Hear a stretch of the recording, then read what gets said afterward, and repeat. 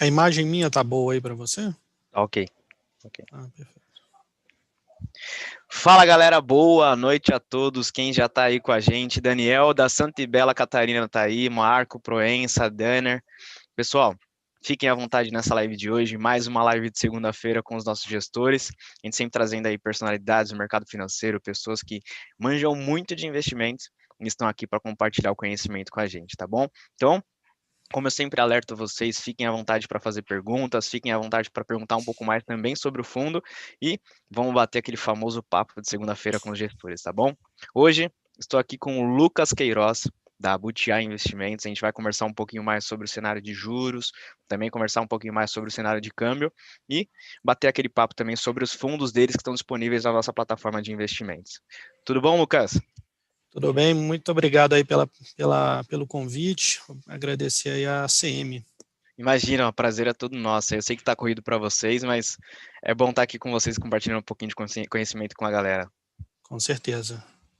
Pessoal, hoje, como eu falei para vocês, a gente vai falar de câmbio e juros, mas antes eu gostaria de entender um pouco mais, e até, Lucas, para a gente introduzir todo mundo, eu gostaria que você falasse um pouco sobre a sua trajetória até chegar na Butiá, como que foi esse tempo aí. Por formação, eu sou economista. No início, eu trilhei ali aquele caminho um pouco acadêmico, né? Eu fui para o mestrado em economia. Saindo do mestrado, eu fui ali para a indústria dos fundos de pensão. Depois, eu entrei na Butiá até pelos fundos de crédito. Comecei aqui nos fundos de crédito, a casa cresceu, outros fundos foram surgindo, a equipe cresceu e até pela minha formação eu fui para o multimercado e hoje aqui eu faço a cogestão, né, de toda a estratégia multimercado, seja em fundo aberto, seja em fundo exclusivo. Estou aqui na casa desde 2017. A Butiá é uma casa criada em 2015, né? A gente fica aqui em Belo Horizonte, fora aí desse eixo, né? Que é comum os investidores verem fundos, né? Rio, São Paulo. Uhum. A gente veio trazer assim uma proposta de fora, né? Eu acho que atrás aqui das montanhas de Minas tem muito trabalho sério, tem muita coisa boa aqui também. Legal, não é só Rio São Paulo, né? O pessoal tá muito acostumado com esse eixo ali, Leblon Faria Lima. Com certeza. Eu acho que agora, até com a difusão aí das plataformas, isso tem aberto, né? A gente já vê Uhum. em outras regiões, mesmo fora da região sudeste, já é possível ver outros gestores. Então, acho que esse trabalho aí, né, que a própria CM tem feito, é muito importante para a gente, né, que é o gestor independente, né? Uhum. As casas ali que estão fora dos grandes bancos, as casas que estão fora aí do que seria a Faria Lima e o Leblon. Excelente. E pessoal, só para vocês entenderem, o Lucas ele é cogestor de fundos multimercados da Butiá Investimentos, então fiquem à vontade aí para fazer as perguntas que vocês têm para ele. E também eu queria saber um pouco mais, né? A gente conversa bastante com com os gestores de fundos, né, toda segunda-feira.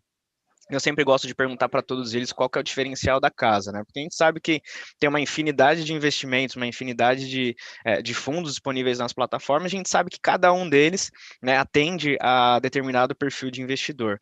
Qual que seria o diferencial da Butiá Investimentos?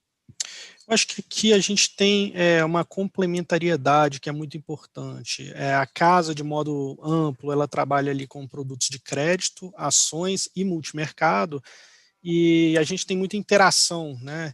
Então, por exemplo, a equipe de crédito está analisando empresas, está indo em roadshows, tem contato com a equipe de equity, estão ligados no pipeline do mercado. Isso vem para o multimercado. O do multimercado a gente passa também, tem uma sinergia muito grande, né? Porque a gente trata ali de temas como juros futuros, dólar, né? O que a gente vai até falar mais aqui, dólar. Então, acho que a gente consegue ter uma sinergia muito boa, embora não seja aí uma casa com muito grande, a gente consegue ter uma troca que eu acho que é muito enriquecedora. Legal, querendo ou não, um fundo acaba complementando o outro, né? O fundo multimercado, querendo ou não, tem a mesma análise de cenário que um fundo de crédito e assim por diante, né? É importante essa É, complementariedade. Essa palavra é difícil que você complementariedade. falou aí. Excelente. Pessoal, A Butiá Investimentos, ela tem 3 fundos disponíveis aqui na nossa plataforma, né? Eu vou falar para vocês rapidinho quais são, que é o Butiá Excelência, que é um multimercado, ele é D+30, então resgate depois de 30 dias aí que vocês pedem. Todas elas que eu vou falar aqui para vocês têm um mínimo de investimentos de R$ 500, e até, Lucas, se eu estiver falando alguma coisa de errado, você me corrige aí. Tem também o Butiá Top Crédito Privado, que ele é um fundo de renda fixa D0 e também valor de investimentos mínimo de R$ 500. O Butiá Debentures Incentivadas, esse é um fundo muito legal, que eu sinceramente, pessoalmente gosto muito, é um fundo de renda fixa também. E o Butiá Fundamental, que ele também é um fundo de ações, só que é um D+1, o Lucas. Um D+4, né? Aham. Cotiza em D+1. Ah, excelente. É um prazo de resgate interessante, né, para um fundo de ações. Geralmente é D+30, D+60, então legal pra Isso, caramba. isso. Eu acho que os nossos produtos estão todos na casa ali até os 30 dias, né? Eu acho que isso é muito importante, dar uma segurança ali para o cotista, mas a gente também preza, né, pelo investimento, a gente quer também ter aquele cliente ali de médio, longo prazo, né? Acho que é muito Uhum. importante ao fazer um investimento ter ciência do produto, né? Porque é frustrante tanto para o investidor quanto para o gestor, aquele dinheiro que entra às vezes errado, que a pessoa não sabia do tipo de risco e acaba sacando, né? Então, produtos como fundos de ações, fundos multimercado, é muito importante que antes de entrar pesquise Uhum. e estando dentro, né, tem que dar um tempo de maturação ali para o gestor, para a estratégia funcionar, porque senão a gente vê o que acontece muito no mercado, né, que é aquele cotista que coloca o dinheiro, o fundo cai, ele tira, e se sobe ele bota mais, e se depois cai na frente ele tira, e fica aquela gangorra e no final fica pouco rentável ali para o cliente. Eu acho que Sim. o mais importante é fazer aquela diligência antes, tentando ver se aquele fundo está adequado ao seu perfil, né? Acho que aí na CM é, isso já é feito. Com certeza. Eu tenho uma pergunta aqui para você, né, que é um pouco relacionado à parte de resultados, né, dos principais fundos da Butiá, e também, inclusive, eu gostaria de falar sobre esse cenário que a gente está vivendo de crise, né? Eu tenho conversado bastante com os gestores para saber um pouco mais como que eles fizeram, e eu queria saber de você também. Então, eu vou pegar a pergunta aqui do Cláudio no chat, que ele fala se vocês estão especulando no câmbio ou estão redeados. E, complementando a pergunta dele, né, eu gostaria de saber quais estratégias que vocês costumam utilizar para a hedge da carteira de vocês. O fundo multimercado, então a parte de hedge ela pode ser muito bem um ativo de uma classe contra um ativo de outra classe, podem ser ações contra ações, então é muito abrangente. A gente tem utilizado a posição de câmbio hoje como uma das principais ali para fazer essa proteção da carteira. O nosso fundo ele tem grande concentração ali no mercado brasileiro, né? A gente também tem exposição a ações internacionais, mas a grande parte do fundo está ligada ao cenário brasileiro. E hoje o câmbio tem sido um dos ativos ali que mais respondem a qualquer risco interno. Então, a gente tem apostado no câmbio hoje sempre como um hedge para posições, seja posições em ações, seja posições em juros. Acho que a gente vai falar um pouco mais à frente, Uhum. mas a taxa de câmbio hoje ela tem nos ajudado bem. Acho que nos últimos dias a gente viu o mercado foi muito bem, mercado de ações. No início o câmbio também cedeu, né? O câmbio desceu e alguns dias depois ele voltou, né? A gente viu o câmbio ali voltando para cima de 5,40. Então, por quê? Porque tem uma questão que não está resolvida interna, né? Não adianta o mundo estar bem e a gente está mal, né? Então a gente Uhum. tem ali uma incerteza que à medida que ela for dirimida, a gente vai conseguir ter ali um câmbio um pouquinho mais valorizado. Acho que a gente vai tratar disso melhor à frente. Sim, sim. Antes da gente entrar até na parte de cenário, né, esse movimento das ações, né, e principalmente também o movimento do câmbio que você falou, foi bem representativo até pelo tipo de investidor que a gente tem aqui na Semi Capital, que varia de quem está começando até aquele investidor mais experiente, né? Então, muita gente perguntou sobre o que fazer nesse momento, né, em que as ações caíam mais de 30% lá em março, né, que a bolsa despencava, o dólar subia para caramba. Nos fundos, como que vocês se comportaram? Vocês fizeram mais caixa, acabaram entrando no mercado de ações mais expostos? Como que aconteceu? Eu acho que cada fundo, né, o gestor ele tem que estar muito ciente do benchmark que ele está seguindo, né? Uhum, Então, o fundo de ações, ele não pode simplesmente zerar a carteira, né, até por legislação, mas ele não pode é, chegar e ficar em 70% de ações, porque se o benchmark volta, ele vai perder todo esse movimento, e aí acaba que ele pode perder inclusive o ano, né? uhum, No fundo multimercado, a gente tem uma abordagem um pouco diferente.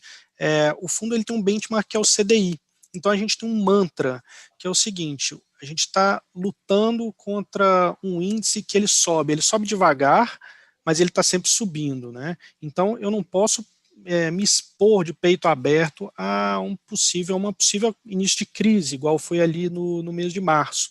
uhum, Então, no fundo multimercado, a gente teve uma abordagem um pouco mais cautelosa, né?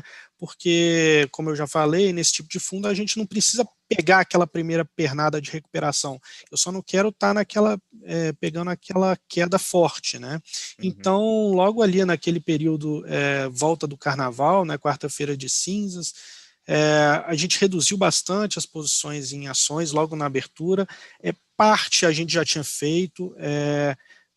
Nas semanas que antecederam, obviamente, a gente não podia prever que ia acontecer aquilo, mas o nível de risco do fundo, né, então a volatilidade dos ativos já ia mostrando para a gente que o fundo estava cada vez mais exposto ao risco, então nossa área de risco faz um controle ali na vírgula, e a gente reduziu primeiro pelo risco, a gente também a gente sempre carrega posições de proteção, então a gente tinha proteção no mercado americano, a gente tinha proteção no mercado local, né, uhum. estruturas de opções que permitiram que naquele primeiro momento o mercado viesse, né, as opções funcionam como um airbag, né, elas vão suavizar aquele movimento forte de queda. Acho que o mais difícil para o nosso fundo não foi exatamente aquele momento. Naquele primeiro momento foi até tranquilo, dado todo esse gerenciamento que a gente tinha feito um pouco antes e durante também. Uhum. Mas acho que o mais difícil ali foi aquelas próximas semanas, né? Teve uma movimentação muito forte na curva de juros, muito de posição técnica, né? Outros grandes fundos zerando posições. Então a gente chegou ali a ter um cenário de precificação de Selic a mais de 10% ao ano, né? Pouco tempo à frente. Então esse é um cenário que deixa a gente muito preocupado. E novamente, né, sempre com aquela questão de proteção, um cenário que a gente não conseguia ver, né, naquelas primeiras semanas a gente não tinha certeza, a gente não sabia nem que ia vir um auxílio emergencial, o que se imaginava era uma profunda crise e naquele primeiro momento eu acreditei inclusive que seria muito pior do que 2008. Uhum. Então a gente zerou algumas posições que, né, depois a gente teve que voltar mais à frente. A gente ainda teve um início de cotas negativas, né, fechamos alguns meses negativos, o ano chegou a algum momento virar negativo, e agora a gente recuperou isso, né, a cota já voltou a ficar positiva, até por essa flexibilidade.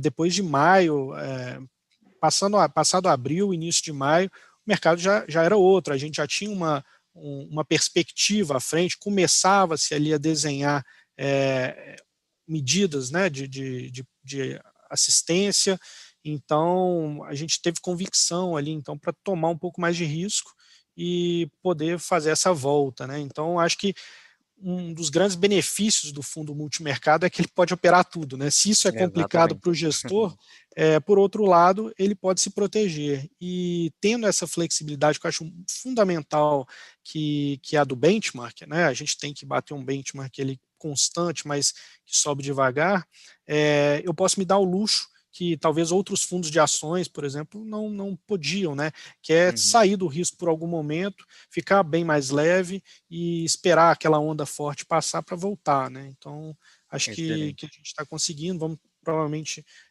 conseguir fechar o ano aí, né? Vamos trabalhar duro para conseguir fechar o ano positivo. Então, e acho que para frente, né, o Brasil resolvendo seus problemas, aí é um outro cenário, a gente tem prêmio em diversos ativos, acho que Uhum. é, a gente não se preocupa tanto, se esse ano talvez minha perspectiva em janeiro era de fechar um ano um pouco com uma rentabilidade um pouco maior, aqui a gente está correndo uma maratona, né? Então eu não quero cair, tropeçar e perder a corrida. Eu preciso ficar vivo e preciso ter uma rentabilidade, e ano que vem a gente vai buscar objetivos ainda maiores, né? Excelente. E só para o pessoal que está começando agora, pessoal, benchmark seria um índice, né, que o fundo está atrelado e que o fundo busca, ou seja, o fundo sempre busca esse benchmark como uma forma de se pautar, né, para os resultados, para a performance do próprio fundo, buscando a rentabilidade, tá bom? E falando um pouquinho mais de cenário, Lucas, eu queria conversar um pouco mais sobre esse cenário atual, né? Eu vejo gestores que estão pessimistas, eu vejo gestores que estão otimistas, e, inclusive esperando esse cenário que a gente está de desconfiança aí no mercado financeiro brasileiro, no mercado financeiro internacional. Como que vocês na Butiá estão vendo esse momento? O cenário, em termos econômicos, ele surpreendeu não só no Brasil, como no mundo, né? Então, a gente chegou em algum momento a ter uma expectativa ali de queda no PIB no ano de 9%, né? Isso dados do FMI. Internamente, a gente trabalhava ali com dados na casa de 8%, 7,5%, e semana a semana, mês a mês, esses números vêm surpreendendo, isso é um fato. No mundo também foi assim. Mas isso se deve às medidas fortes, né? Tanto de medidas do ponto de vista fiscal quanto monetário. E passado isso, né, eu acho que teve o ápice aí dessa recuperação, foi agora no final do terceiro trimestre, a conta chega, né? Então, assim, o Brasil fez, vamos dizer, a gente fala que fez igual gente grande, né? Fez igual país desenvolvido, lembrando que não foi algo inicialmente projetado, né? O auxílio emergencial era na casa de R$ 200, que foi a proposta que saiu do Ministério da Economia, por outros motivos acabou fechando em 600, então isso foi bom, no final das contas foi bom, porque sustentou a renda, sustentou a economia. Em algum momento aí desse ano a gente faz um acompanhamento, né, de tudo que é salário, tudo que é renda, tudo que gira, tudo que faz girar a economia. Somente o auxílio emergencial respondia por cerca de 20% de toda essa massa. Então, assim, foi algo de tamanho muito grande, né? Então, algo que nunca tinha sido feito no Brasil.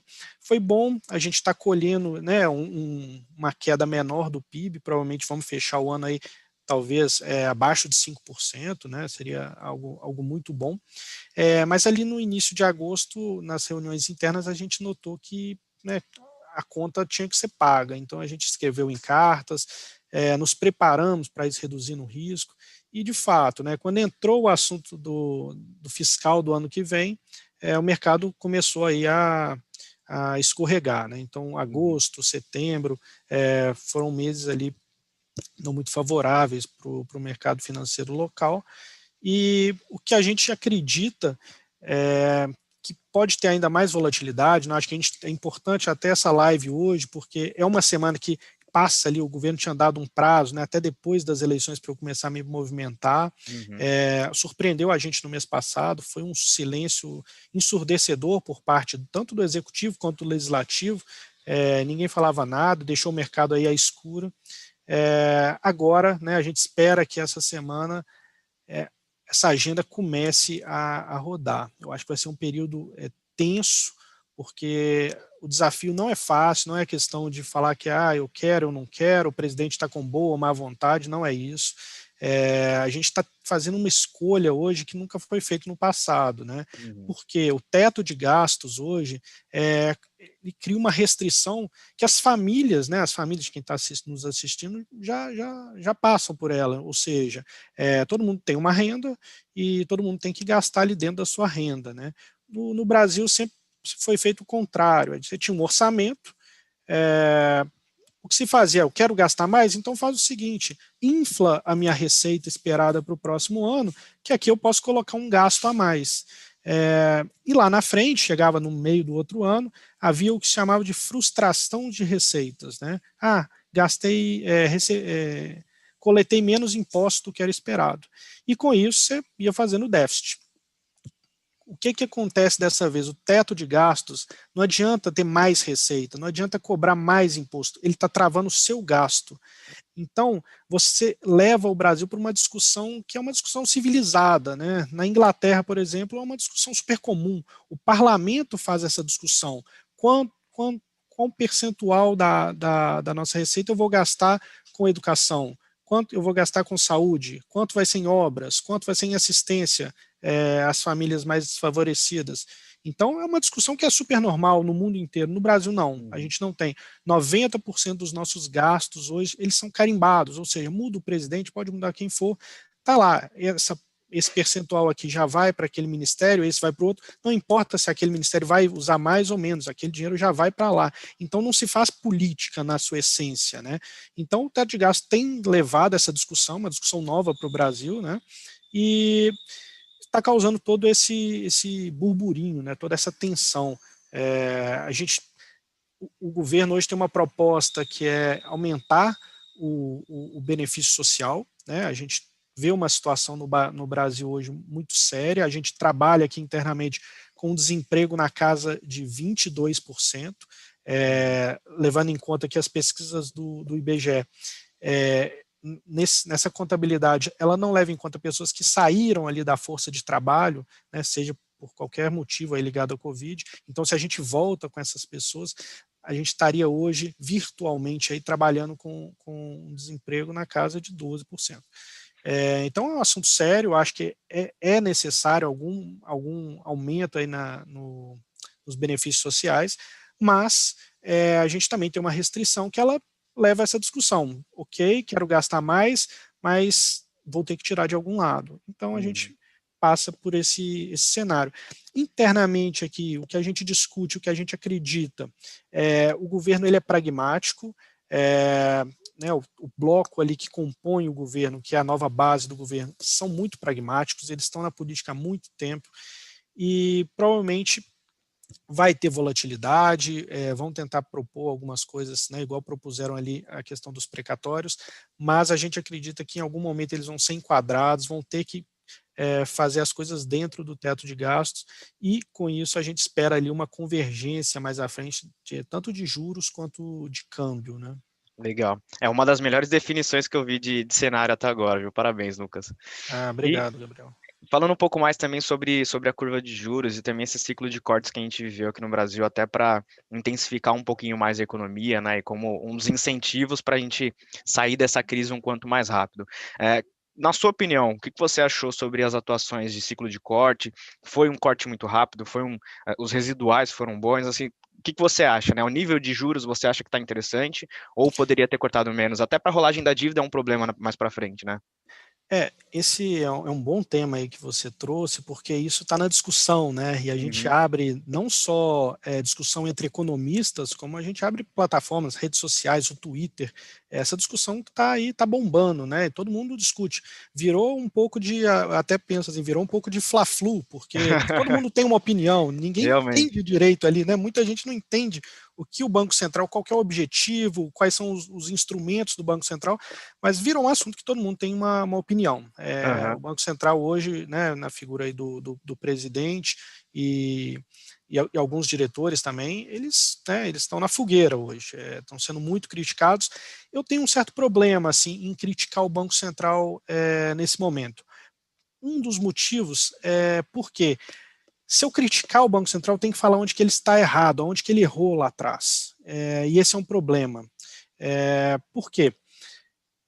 O erro foi onde? O erro foi que no início ele não deveria ter cortado? O erro foi que ele deveria ter parado em 3,5?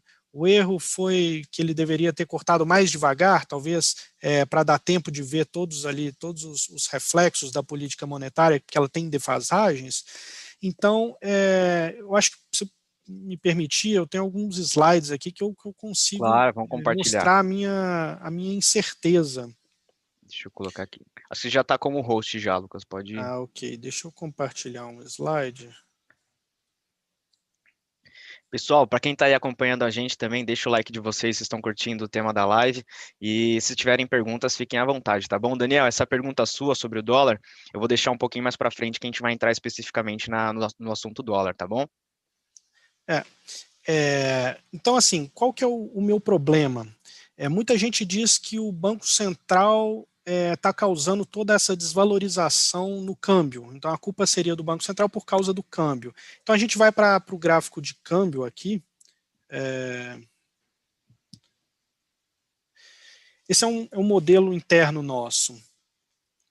O nosso modelo está falando o seguinte: a partir ali do mês de abril, mês 4, essa linha vermelha é o que o modelo projeta, né? De acordo ali com todos os fatores externos, né? Olhando de forma abrangente outros países, olhando commodities, ele é um modelo mais abrangente. Então, o nosso modelo ele começa a descolar do que de fato está acontecendo com o câmbio ali por volta de abril e mais forte ali a partir de maio e depois em junho. O problema estava aí, então será que o problema do Banco Central foi quando ele continuou cortando a partir desse momento? Eu tenho dúvidas. Por quê? Porque ali a taxa já estava baixa. A gente não estava falando de uma taxa de juros que saiu de 11 e ele saiu cortando e chegou em 2. Não. A gente já entrou num processo de corte de juros há mais tempo. Isso vinha desde o ano passado. Então, ali é quando o modelo começa a falar que, olha, a gente está saindo ali um pouco do que seria o padrão do mundo, dos países emergentes, em relação aos fundamentos do Brasil, esse juro aí já estava em torno de 3,75, um pouco menos de 4%. Então, será que o erro foi esse? Eu tenho um pouco de dúvida. Mas, de fato, outro ponto que me gera dúvida, a gente está tendo um problema aí também no mercado com as LFTs, né? Ninguém quer LFT, basicamente. Todo mundo quer com prêmio, né? Que é um bom deságio para te comprar esse título. Mas então vamos analisar. As LFTs estão sendo negociadas a quanto? A 120%, 130% do CDI? Então, aí eu penso, então o erro é esse? Então, se eu aumentasse ali a Selic em 20%, 30%, isso melhoraria? Então é só subir mais 0,5%. Então o erro dele foi sair de 2,50 para 2. Sabe, eu tenho um pouco de problema com isso. E o outro problema que eu tenho é a questão da inflação, que também agora foi colocado na conta do Banco Central. A gente ainda tem inflação ali abaixo da meta, mas ela subiu. E de fato, principalmente quando a gente pega alimentos, subiram muito. Né? Você tem uma inflação de alimentos rodando na casa de 18% ao ano. Para quem tem uma meta de inflação aí na casa de 3,5%, 3,75%, isso aí de fato não é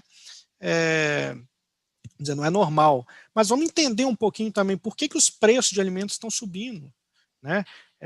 Isso é um fenômeno que passa o mundo. As commodities agrícolas elas estão valorizando. No Brasil estão valorizando mais porque a gente também teve uma desvalorização cambial. Qual que é a posição do Banco Central quanto a isso? Ele deveria agir nesse momento?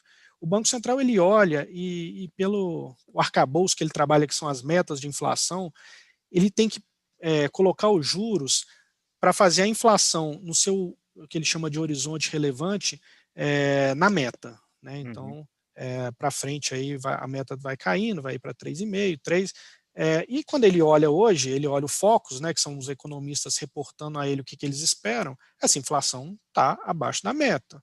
Subiu, ok, subiu. Nos últimos 2 meses a gente teve um aumento da expectativa de inflação, mas ainda assim abaixo da meta, ou seja, pelas metas de inflação, ele não deveria, então, fazer esse aumento de juros. Né? Então, não faz sentido para ele. Ele poderia fazer isso se tivesse que ajudar o Tesouro. Né? O Tesouro está colocando um volume muito grande de títulos no mercado, porque está precisando pagar as contas. Né? A gente fez uma dívida grande, isso aí o Tesouro tem que colocar títulos, né? Para fazer a sua política monetária e não deixar a inflação também estourar. Então, a questão do Banco Central aumentar juros para ajudar o Tesouro. Olha, eles estão tentando trabalhar de outra forma. Né? Teve esse repasse do Banco Central para o Tesouro em questão de valorização das reservas. Tem aí estuda-se, né, um possível repasse do BNDES para o Tesouro. Mas se tudo isso que a gente está falando aqui tem uma causa, é uma incerteza brutal em relação à nossa questão fiscal. o fiscal do Brasil está em frangalhos, né? A gente fez ali, igual eu falei no início, muito, mas precisa pagar. Então o Brasil, ele vinha ali né, antes, no primeiro mandato da Dilma, uma dívida PIB ali 50%, 60%, subiu 70%, a gente vai fechar o ano aí próximo de 100%. Então, ou seja, em questão de alguns anos, a nossa dívida em pontos percentuais do PIB, ela quase que dobra, né? Então ela aumenta muito. E para frente, por que a gente está nessa incerteza toda? O governo ele precisa dar uma direção, ele precisa falar, olha, isso acaba no ano de 2020 e 2021 a vida segue. Vamos voltar como se tivesse tudo normal. Eu vou aumentar aqui um pouquinho o benefício assistencial, mas eu vou tirar também um pouquinho daquela desoneração, eu vou reonerar algum setor, eu vou diminuir ali o seguro defeso. Então, assim, ou seja, até tirar um pouco da captação dos bancos para jogar para a NTN-B, né, e para os títulos que até o Banco Central estava fazendo. Ele precisa dar uma sinalização de que para frente a coisa vai ser controlada. Porque imagina só, você que está aí nos assistindo, você vai emprestar um dinheiro para o seu amigo está devendo e a perspectiva é de que ele não tem renda e que a dívida dele vai continuar crescendo, ele vai continuar tomando dinheiro com os outros. Provavelmente você não vai entrar nesse esquema que seria o chamado de esquema Ponzi, né? Você não vai receber o seu dinheiro de volta. Então, o medo é esse, né? O receio quanto ao governo é isso. Essa dívida se tornar insustentável, sair de 100 e ir para 110, 120 e seguir. E com isso o Tesouro acabar não conseguindo, né? Não conseguindo colocar esse tanto de título no mercado. Então, não adianta criticar o Banco Central sem uma resposta aí da parte fiscal. O Banco Central, nesse caso, igual ele próprio fala, ele é um passageiro, né? Nesse momento um passageiro da agonia, porque é um cenário difícil, mas não é o culpado, né? Então eu tenho bastante dúvida de falar, ele errou porque devia estar em 3, ou ele errou porque devia estar em 5, ele errou porque começou a cortar muito, ele teve alguns cortes mais acelerados em 0,75 nas últimas vezes. Então, se errou, pode ter errado, mas eu tenho um pouco de dúvida porque eu não conseguiria dizer, ele errou ali, ele errou aqui, se tivesse feito isso, a curva não estaria tão inclinada, né? Para quem nos assiste, o que seria essa curva inclinada? Quando você vai comprar um título lá no Tesouro Direto, você vai comprar um título que vence em 2025. Esse título hoje está te pagando 5% ao ano. Aí você fala, poxa, mas com o juro a 2, ele vai pagar 5% mesmo esse ano? Sim. Esse é um efeito que causa, né? Então, essa incerteza, o mercado acaba pedindo um pouco mais de prêmio. Por que isso é ruim, no geral? O Tesouro precisa colocar os títulos dele, precisa, né, ele precisa financiar essa dívida. Como essa curva está muito inclinada, qual que é a estratégia dele? Ele é um minimizador de custos, né? Se ele coloca tudo no longo prazo, né, o que seria bom, toda empresa quer, né, ter sua dívida alongada, mas ele pagaria muito caro por isso. Então, o que o Tesouro está fazendo? Ele está vendendo títulos no curto prazo, títulos que vão vencer ali em 1 ano, títulos que vão vencer às vezes um pouco menos.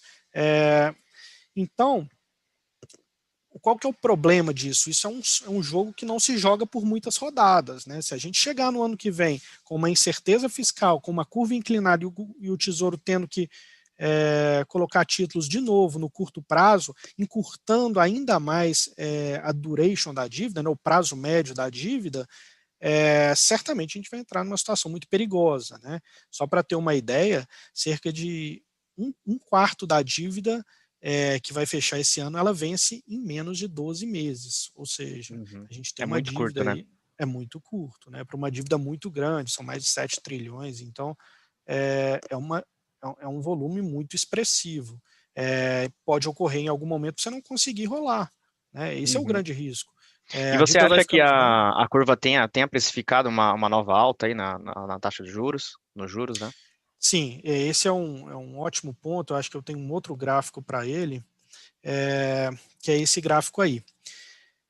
O azul é a taxa Selic que aconteceu nesses meses, o azul escuro. E a continuação, que é essa curva vermelha, é o que o mercado espera para frente. né? Então, o que está precificado hoje, pela própria inclinação dela, a gente consegue ver que o mercado está colocando diversas altas de juros, ou seja, a gente entraria hoje num ciclo ali, logo no início de 2021, num ciclo de alta de juros tão forte que ao final de 2 anos, ou seja, ao final de 2022, a gente já estaria com um juro aí na casa de 7,5%.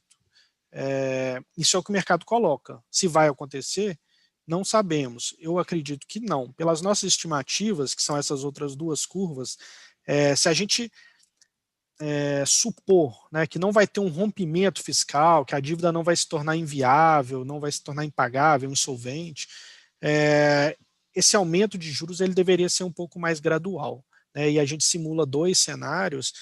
O primeiro acabaria a Selic no final do ano que vem em 3,25 e depois em 4,25. E no outro que a gente coloca a inflação talvez saindo um pouco mais fora do script do Banco Central, ele precisa agir um pouco mais rápido, a gente chegaria ali em 4,5 no final do ano que vem e 5 no outro, né? Uhum. Quando eu olho esses cenários que eu projeto através de modelos econômicos e o que eu vejo que a curva está precificando, me leva a uma reflexão. E qual que é ela?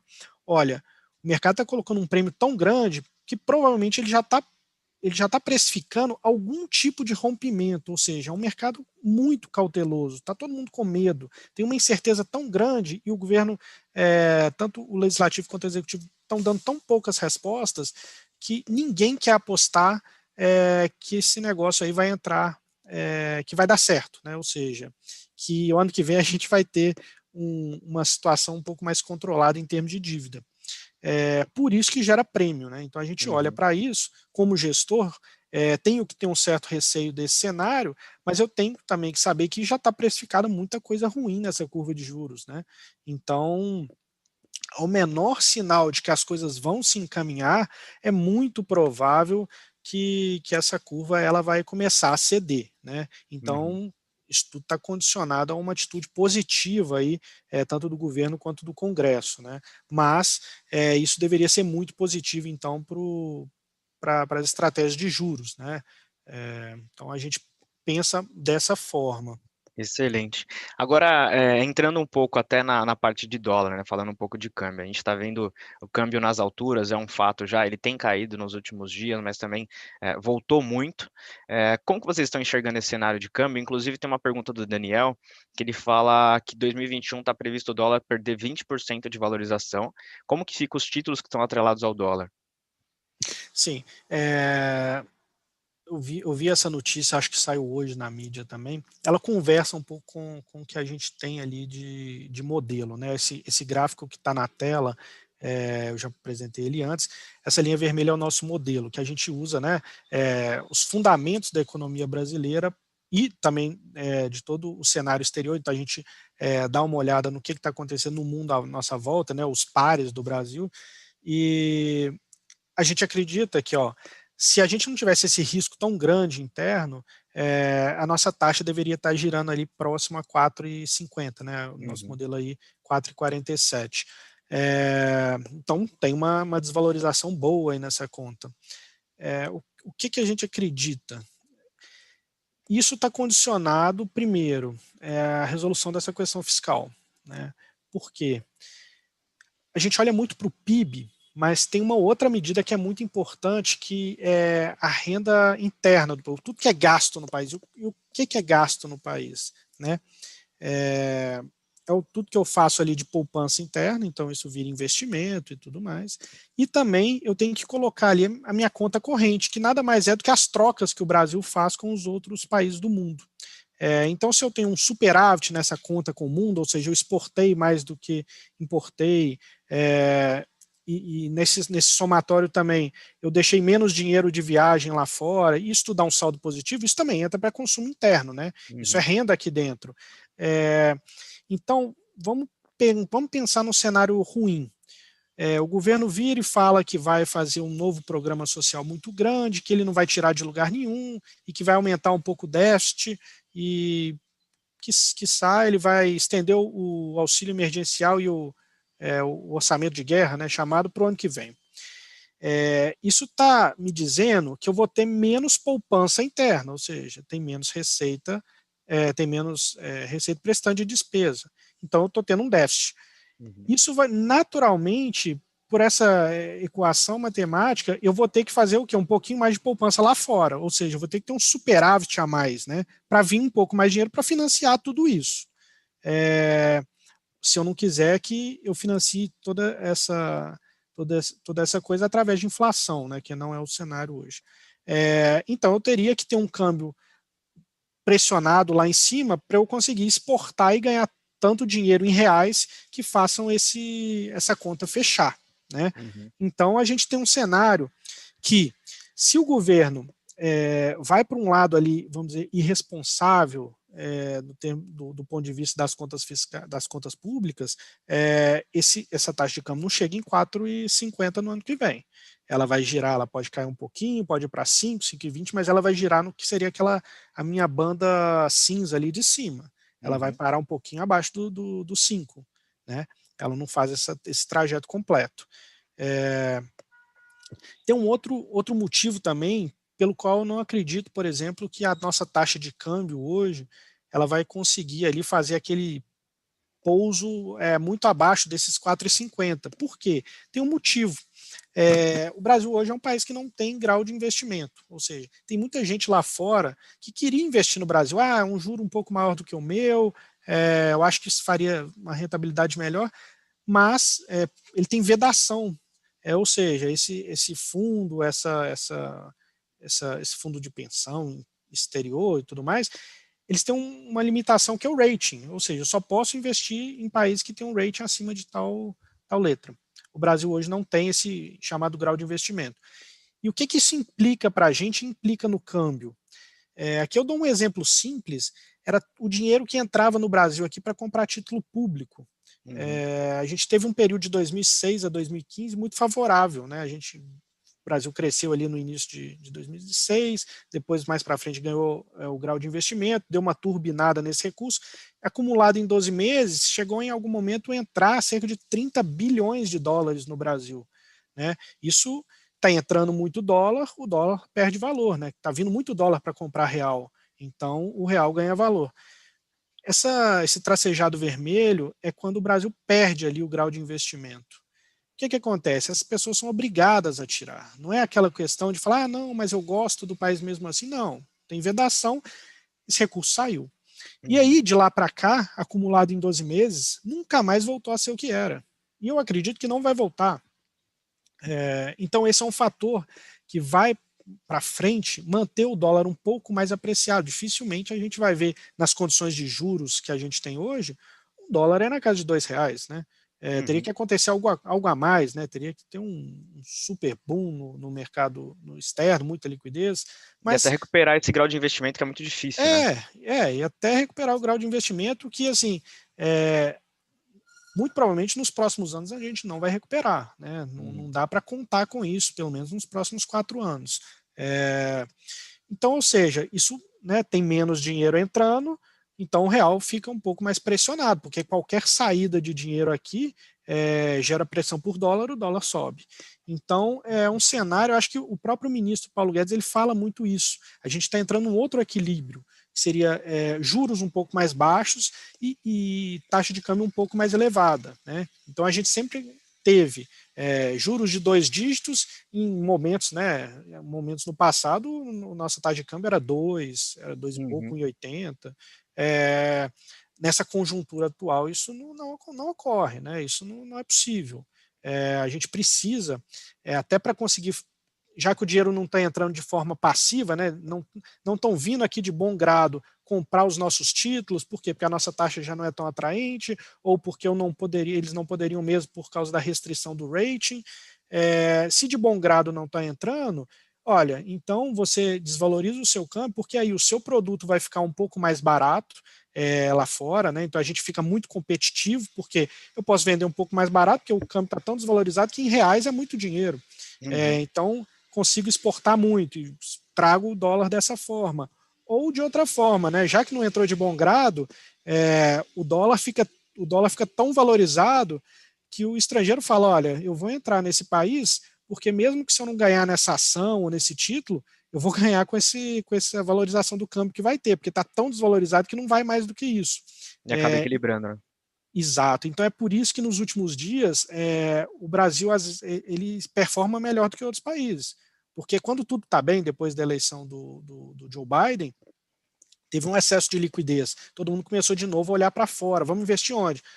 O Brasil, por causa do câmbio, ele torna ali um destino que me parece factível, né? A gente tem esse risco fiscal, mas o cara olha e fala, olha, com o dólar em torno de R$ 6, 5 e tanto, 5 alto, eu vou entrar, porque eu ganho de um jeito ou de outro, né? Uhum. E numa perspectiva de melhora da economia, posso ganhar nos dois.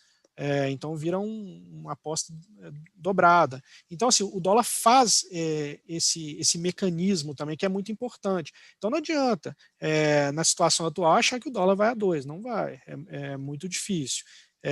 A gente acredita que passando, né, se passar da forma positiva, vai ter uma convergência desses juros, então ativos aí ligados aos juros, né, e também na bolsa, empresas elétricas, tudo que são ligadas ali a título de renda fixa, né, isso deveria se valorizar. Passado a questão fiscal. Eu acho que essa questão fiscal ela vai ficar com a gente aí nesse final de ano. Minha expectativa é de que já essa semana tem alguma discussão, até porque o país não pode parar. A gente não tem nenhum orçamento do ano que vem aprovado. A expectativa é aprovar a lei de diretrizes orçamentárias agora, né, nessas próximas semanas, meses, para que a gente consiga, né, talvez o legislativo ali adie então aquele recesso de final de ano, para conseguir aprovar também o orçamento. Então, passado esse tipo de incerteza, e se eles conseguirem fazer tudo dentro do teto, acho que pode ser muito positivo aí o ano de 2021 para o Brasil. E aí é tudo, né? Entra câmbio, entra juros, entra bolsa.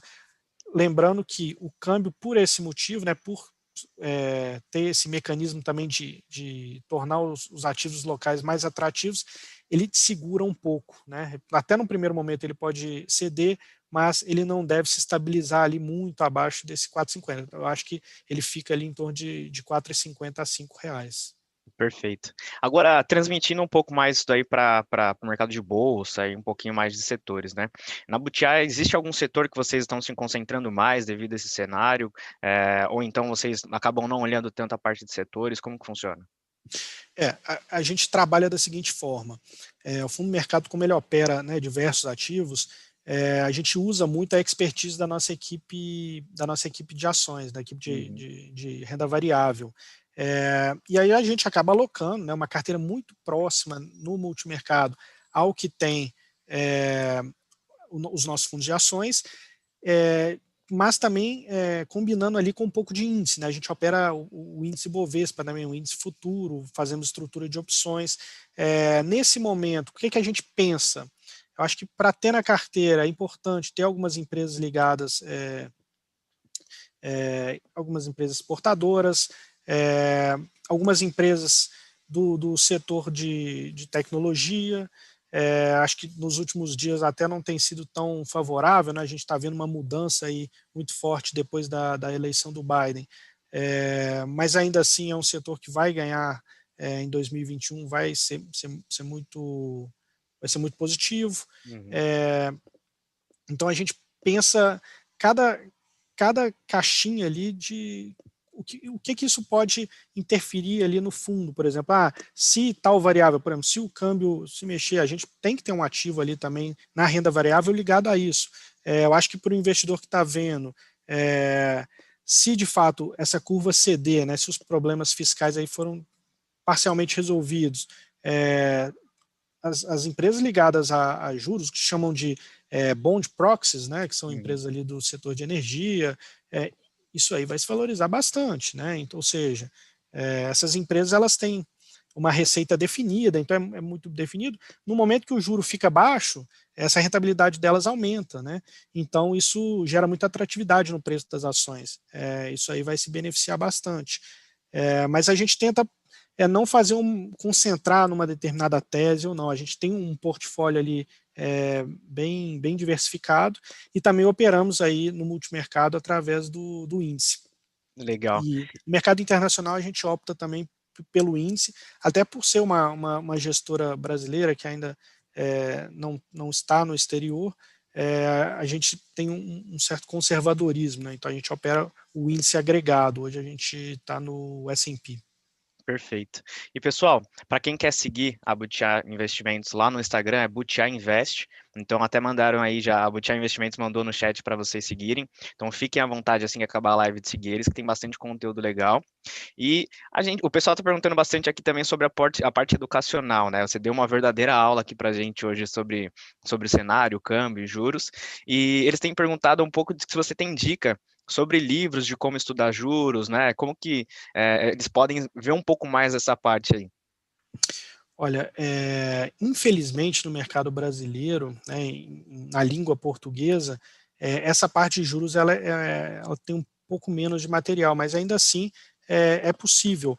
O que eu recomendo fortemente, além dos livros, né, tradicionais, por exemplo, buscando aí na internet algo ligado à renda fixa, acho que buscando aí nessas plataformas por renda fixa você consegue alguns bons livros.